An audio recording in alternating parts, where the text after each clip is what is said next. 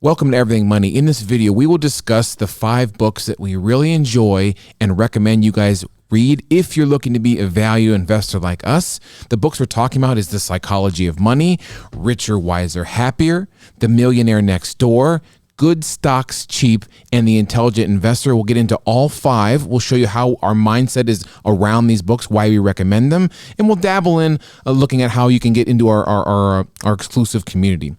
Paul, Mo's not going to be trading too much in this video, but the mindset of trading goes into some of these books. Yes.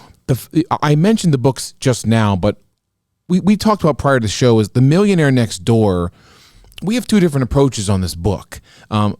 Mo and I both said was this the first book you read? This is the first one I read. That was about money, I think. An older, wiser person saw me in my early 30s, probably with my spending and saving habits at work, and gave me this book. And we come at it from different approaches. You know, I represent you folks. You know, my dad drove a dump truck. He came home every day kind of dirty and tired. And my mom worked 3rd shifts. I rarely saw her. You know, this book, the concept of becoming a millionaire, for me, Paul, I'd love to hear your thoughts. For me, it, number one, made me think it could actually happen. And really, it really honed in the idea of like, if I want to be different, I have to be different. And coming from this channel, we're drastically different from other videos you probably watch when it comes to investing. Absolutely. So what did that book teach you guys? So first off, guys, follow us on Instagram. We have a new Instagram account, and also follow us personally so we do not feel left out. So I read Millionaire Next Door when I was in high school, early high school. I remember reading it, and remember, Mo and I come from a family of doctors, so we weren't exactly struggling in high school, right? Even though Seth and I went to the same private high school, we had very different financial backgrounds. To me, it wasn't, am I going to be a millionaire? It's when I'm going to be a millionaire. I was just like, okay, well, when am I going to be a millionaire? It to me isn't, if I'm going to be a billionaire, it's when am I going to be a billionaire? But back then, I remember reading this book, and my family was big on savings. 80-90% of our income we saved. We didn't spend money. But since then, and since I've started making money, I spend more than my parents do. But it's funny because my friends look at me and say, oh my God, you save so much. And my parents look at me and say, oh my God, you're such a frivolous spender. Your folks immigrated from Iraq. Well, so did I. Oh, that's right. I forgot. I was born there. Born there. Yeah. I like to take the whole immigrant card. But you say, to this day, your dad still won't spend any of his money. Anything. I mean, the guy is the biggest lover of golf you ever met in your life. And I always joke with him and say, your golf set looks like you went to a garage sale and just picked random clubs out and said, let's go play. He belongs to multiple country clubs and has crappy golf clothes and sets. To him, it doesn't matter. But to me, if I like something, I spend money on it. I like watches. So I own watches, right? I own a lot of watches. My dad's only nice watch is the one I gave him. Mm-hmm. My dad spends the same amount of money whether he makes X or 1/10 X. Would you suggest that for our viewers? No, I always tell people, the thing I didn't like about Millionaire Next Door was, I felt it villainized people who spent money. Guys, there's a balance. If you save too much, you're awful. If you spend too much, you're awful. I believe that. I believe both are terrible. And they're both like, these like fighting extremes. It's like people who save too much are like, oh my God, you spent $1.47 on a carrot? Yes. I'm just like, guys, it's food. You have to live. You know what I mean? It's like, I mean, that's just my belief. I believe there's a balance. Now, do I believe you should err on the side of saving? Yes. I always tell people when you spend money, don't buy something expensive until you've thought about it for 48 hours. If 48 hours later, you can still afford it and you still want it, splurge. But do it within a budget. That means you have to make sacrifices later down the road. That's it. Mo, how about you? Why did that book speak to you? Yeah, I did. So I thought to me it was, well, it's a case study. So it really goes to extremes of both sides, yes. And there is no happy ground in the middle. But I looked at it as people that make a lot of money, you still need to save. I think the family in that book was making about $800,000 a year, but they were spending a ton of that, and they were in serious debt. And the other side, the other neighbor, he was not making that much, but he was saving and doing everything that he was quote unquote supposed to do. So my takeaway was, no matter what your income, you got to save. You have to live within your means. Whether your means are up here or your means are down here, live within your means. That's what I got from that book. Well, and the funny thing is, there's 2 people in that: prodigious accumulator of wealth and under accumulator of wealth. Yep. Was it under? Under. It was UAW and PAW. They suggested, I believe, if I remember correctly, spending 1.5 times your annual income on your home and no more than that. Seth, when he bought his recent house, was like 2.5 times. So according to that, he's doing a terrible job. But yes. I looked at Seth going, yeah, you can afford this house easily. Right? So it's just all about the there's give and take on things. It's about enjoying life, but also being able to enjoy your life later on. And that's why we make our software. We have a retirement calculator here, Seth, for that exact reason, because most retirement calculators stop at retirement. Yes. I did a video yesterday for our subscribers where I said, not for the people who belong to our software, I made a separate video for them because they get exclusive content. I said, guys, look at this software. I did the retirement calculator. I showed how you could have $7 million in retirement. And guess what? Based on my assumptions, they died broke. Not broke. They were broke at the age of 93. I see. You guys have to remember, it's about living life well, but then also making sure you don't have to worry about, if I live to 100, which living 9 to 100 is a probably pretty reasonable case for anybody sub 50 right now. You have to remember, you have to be able to accumulate that wealth and also keep it going for long periods of time. And that's where most retirement calculators stop.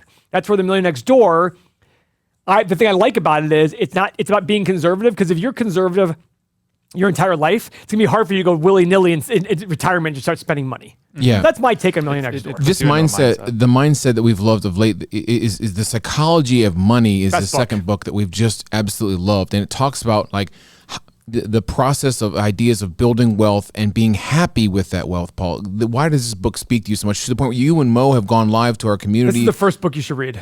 Number one, right? Yep, we have a book club in our community that's only for our software subscribers. I think this is the first book everybody who wants to learn about money needs to read. It has nothing to do with investing style or anything. In fact, it talks about who cares what your returns are. Start early. It's all about the thinking of money. It's absolutely incredible.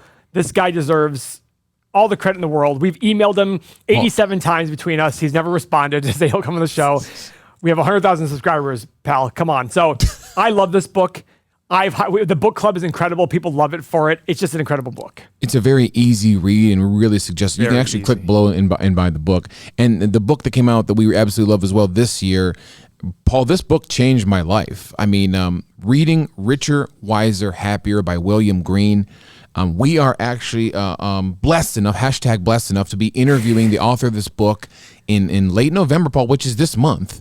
So this is happening. But this book highlights about 10 of the best investors in the past century, all the way down to an interview with Charlie Munger. And really, Paul, again, their mindset of investing, how they're different. But the funny part I laughed about this, Mo, is the more I read about this book, it sounded a lot like who you are, Paul. I mean, because we're all the same. I mean, all value investors, all these investors who are disciplined, we all sound very similar, right, Mo? That book will make, if you're a value investor, that book will make you feel less lonely. Yes. Because you start hearing that all these great people are doing the same thing, and it's like, oh, wow, okay, it's not that bad. You know, it's so funny. I have all these like hype people quoting Warren Buffett and Charlie Munger all the time, and the things they quote, I'm like, you realize that contradicts everything you're doing. Yeah. Because they'll sit there and say, no, they say, don't try to time the market. Well, yeah, but they're saying that because you're an average person who doesn't understand markets.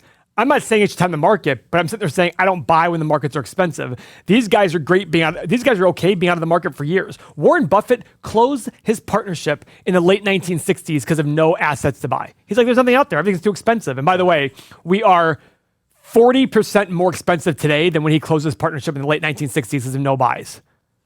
40% more expensive. There's a difference between timing the market and having enough and being patient. And being patient. Yes. I've got 8 or 9 businesses upstairs. I've got hundreds of units of real estate. I've got tons of stuff going on. I don't need to make a few extra dollars in the market on things I don't understand. That's what I choose. We highly recommend you guys getting this book. And the first chapter is about Manesh Pabrai. If you've never heard of him, it's a great read about his story coming from India and giving back. So the the fourth book I haven't read is Good Stocks Cheap. I need to. Yeah, so Good Stocks Cheap. I actually emailed with the author. It's a great book. Ken Marshall, I believe his name is. He's a very much like a Warren Buffett type. Let me own 10 stocks and that's it. But I like it from the value investing perspective in the more modern day times. He explains things extremely well. If I were to teach a class on value investing, I would base it on this book. He does such a great job of just saying, hey guys, this is what return on invested capital is. This is why we look at certain things. This is how to look at everything. That's why I like the book. And I think everybody should read it. If you're serious about getting into the nitty-gritty details, it's a good starting point for getting the nitty-gritty details on individual stocks. And Mo, you are a huge fan of Intelligent Investor. Why is that? It can be a boring book, but the principles behind it are very good. And I think that anybody that's getting into value, I think this is the book that you should read. It's where Warren Buffett came. I mean, Warren Buffett is I mean, he's kind of the father of all of this value investing. I mean, it's Ben Graham, but you go and it's a very good for your mentality. All of these books are really good for your mentality and kind of seeing what value investing is all about. You're not alone. It's the same thing over and over and for decades and decades and decades. And this going back into the 50s it really proves to you that this works over a very long period of time. That was my favorite part of the book. Paul, Now, what about you? Yeah. First off, if you're going to read this, there's a specific version where Jason Zweig puts commentary at the back of every chapter. It's really important. This book was written, and even Ben Graham has changed his views on this book. That's true. And I sit there and caution, but it's about the mentality of it. That's what I want everybody pulling out from this book. Not the exact numbers. It's the mentality that I want you picking. Investing is about mentality. Investing is all about mentality. So you read these books to get a certain mindset going based on what everybody in there is talking about. This is the whole, basically this is the whole gist of our channel is, Correct. Follow the numbers, but have a strong mindset of making great decisions, almost E plus R equals O decisions when it comes to investing on a day-to-day basis. That's your goal, right? You just said that. Let's actually explain to people what that is. E plus R equals O. This is Seth used to work for a company. E plus R equals O. Event plus response equals outcome. So we can't control the events that happen to us, stock pricing, earnings, bad press, but we can control our response and lead to a better outcome. That's exactly it. So what we're trying to do is teach this part. How do you respond? How do you stay inside and go, I'm okay? How, when a 9/11 happens, you go, I'll be fine. The world will be better at some point in the next year, 2 years, 5 years, 10 years. That is the point of investing. Investing isn't about analyzing this. The number's the easy part, guys. It's not hard to determine that a company that's growing its revenue by 10% a year should be paid X amount of dollars for. It's all just math calculations. Math, yeah. The hard part is when the stock price is going down, but the numbers say a different story, being okay responding by saying, I think the market's getting this wrong. That's the hard part. And you've sort of taught me, Paul, to develop this mindset. I mean, we're kind of teaching each other is like develop this mind. This can transform into all parts of your life, not just investing, but parenting, relationships with your spouse. That's what all these books are about. I would say too, yeah. It's not even, you can, if you're not interested in investing and you just read these books from a personal standpoint, that's really what they all come down to. It's not even just money. It's all mentality of life. Yep, absolutely. And mentality is everything, guys. And the more and more I read about investing, the more and more I realize it's just mentality. Because none of these guys you should listen to Charlie Munger. He's very simple. And Warren Buffett, they're very simple how to explain. This is what I love about them. You know how many times they get pitched deals, there's all these Excel sheets, and they're like, whoa, let's talk about the numbers. Well, no. It's like, let's talk about it. Warren Buffett and Charlie Munger literally say, if you can't explain it on a piece of paper, then it's too complicated. Don't do it. Mm-hmm. You should be able to do a deal on a piece of, like a simple note card. All right, here are the numbers. Okay, here's what I'm going to pay for you. That's it. The reason we created the software was exactly for this, because people watch the videos, want to do their own analysis when they see me do this. So we created the software so people could do this. You get everything you see here on the Everything Money channel, on the Everything Money page, all our tools, plus all the ones coming up. You get over 30 years of financial data. You get access to Seth Moe and I. You get all the 8-pillar analysis, that stock analyzer tool, real estate calculator, retirement calculator, 8-pillar portfolio. We can put in 50 stocks at once. It tells you how they all look as a portfolio. All of this plus exclusive daily content. We have 1, 2, 3 videos a day that we release only to our users of our software. You get it all in mobile form. All of this is available on your mobile app, all for only 90 cents per day. 90 cents per day. If you can increase your returns or decrease your losses by 1 or 2% a year, that could lead to hundreds of thousands, even millions of dollars in extra net worth for only 90 cents a day. 2 ways to sign up, everythingmoney.com or Patreon. The benefit of everythingmoney.com directly is you don't pay sales tax yet because we're not big enough. So sign up, only 90 cents a day. This is a no-brainer, less than a cup of coffee. Get the books, go to everythingmoney.com, and keep watching our videos. We welcome you in. Fondle the thumbs up on the way out, and we'll see you next video.